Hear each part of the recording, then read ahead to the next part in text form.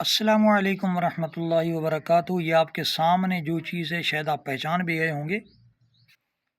इसे नुशादर ठिकरी कहते हैं। ये नुशादर ठिकरी असली है, असली नुशादर ठिकरी।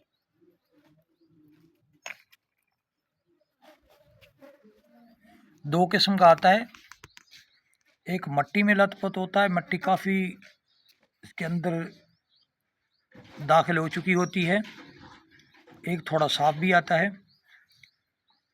तो साफ़ सुथरा आप लेके, अगर साफ़ नहीं मिल रहा तो इसे पानी से धो लें तो भी ये साफ़ हो जाता है। इतना जल्दी ये पानी के अंदर ज़ाया नहीं होता, ज़ाया तो होता है लेकिन इतना ज़्यादा जल्दी नहीं होता।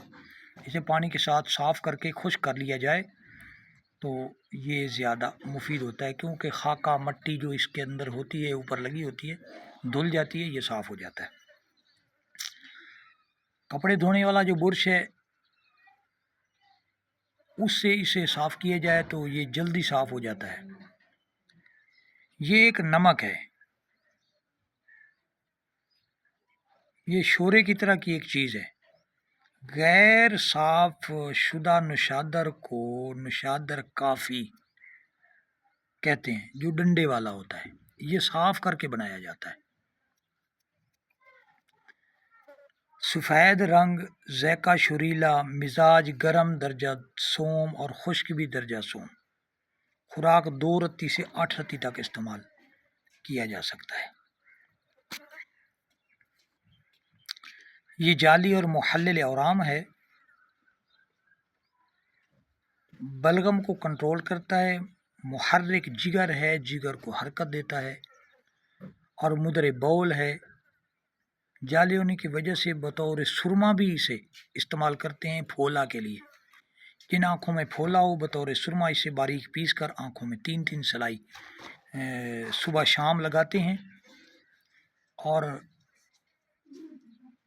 दिन को अगर लगाया जाए तो 2 घंटे बाद पानी ठंडे के छींटे लगाए जाते हैं, या रात को सोते वक्त डाल के सुबह उठ के ठंडे पानी से आँखों को धोया जाता है। तो आँखों के लिए बहुत मुफीद है। ये सुरमा फोला को उतार देता है। अगर मिश्री बारीक पीस कर डाली जाए चुटकी के हिसाब से तो वो भी फोला के लिए बहुत मुफीद है और मुजर्रब भी है। बलगम को कंट्रोल करता है, यानी बलगमी खांसी को बहुत मुफीद है। खांसी के मुरक्कबात में ये कसरत से डाला जाता है।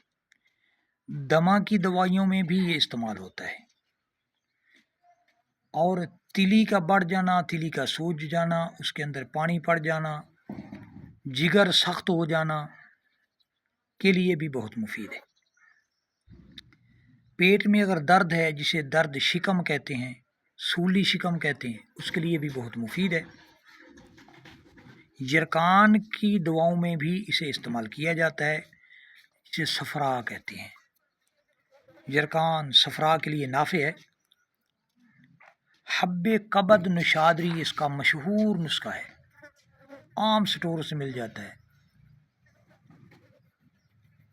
और जिगर की खराबियों, मैदे की खराबियों के लिए बहुत मुफीद है, कसरत से खिलाया जाता है।